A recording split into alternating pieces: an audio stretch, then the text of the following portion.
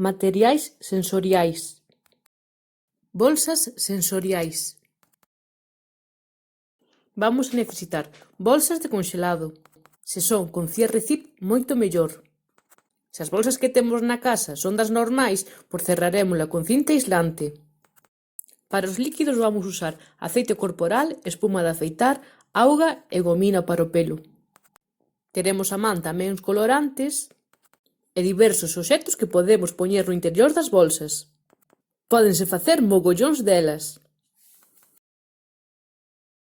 O primeiro que fago con acetona é borrarlle o debuxo das bolsas. Para esta bolsa solo vamos a necesitar aceite corporal e auga. Vertemos bastante aceite. Agora un churriño de auga.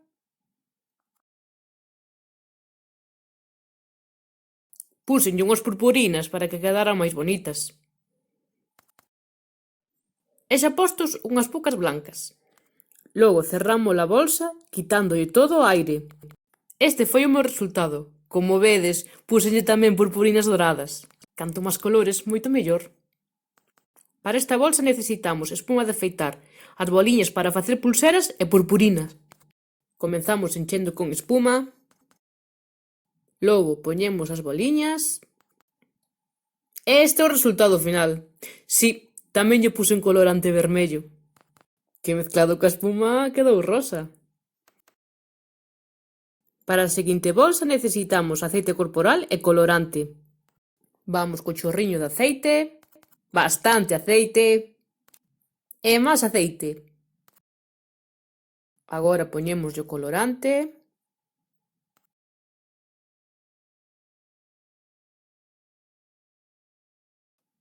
Este é o resultado, foi das que máis me gustou.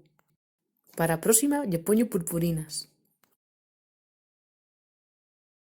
A última bolsa podémola facer con gomina ou xabón de lavar a louza. Nesta bolsa debuxamos círculos con números ou colores. Eu utilicei gomina. E logo lle puxen as boliñas. E este foi o meu resultado. En cada círculo van o número de boliñas que corresponde. Tamén se poderían agrupar por cores. Son moi prácticas para as matemáticas.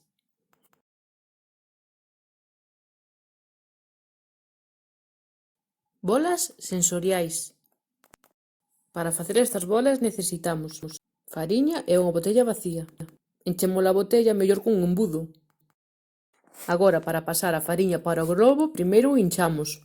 Debemos colocalo na botella con aire. Logo o separamos da botella e lle sacamos o aire lentamente. Digo lentamente para evitar cousas así. Lentamente, recordade. Cando este sin aire de todo, facémoslle un nudo. Eu puxenlle por fora outro globo para que estuvera máis reforzada. Parece unha pataca antiestrés. Mirad a miña pataquiña que ben se moldea. Logo fixen outra negra. Vanme ser moi útiles. Podemos decoralas como queiramos.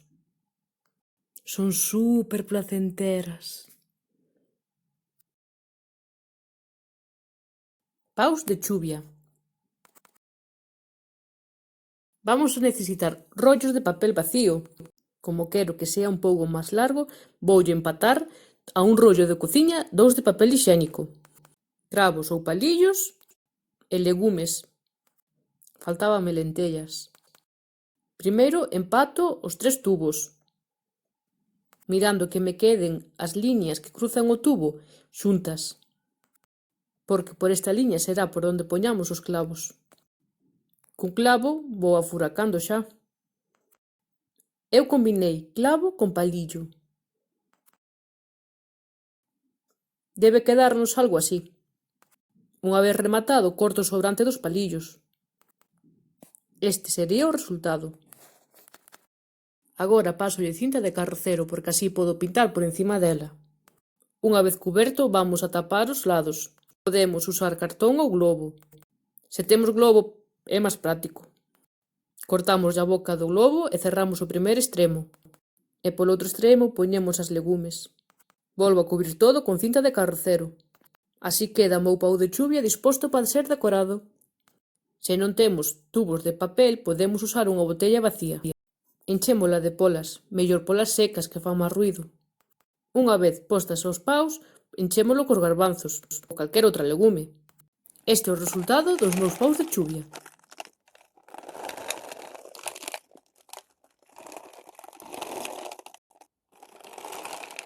Este gústame moito, é como cando nas noites de inverno chove fuerte contra a ventana. Canto máis largo, mellor será.